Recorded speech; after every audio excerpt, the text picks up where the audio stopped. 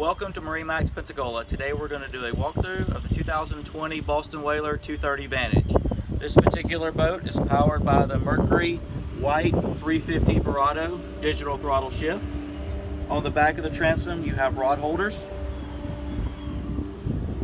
As we enter in through the boat, you'll have a freshwater shower, also a battery charger to plug in.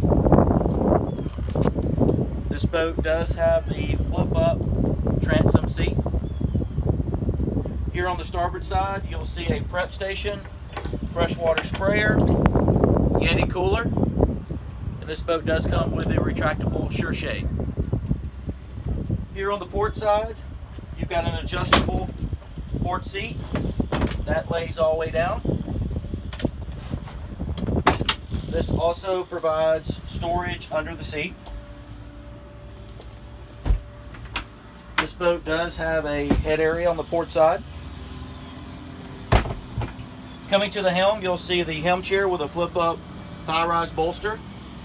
Again, digital throttle shift, tilt wheel steering, Linko trim tabs with indicators, Fusion stereo with Bluetooth, Mercury vessel view.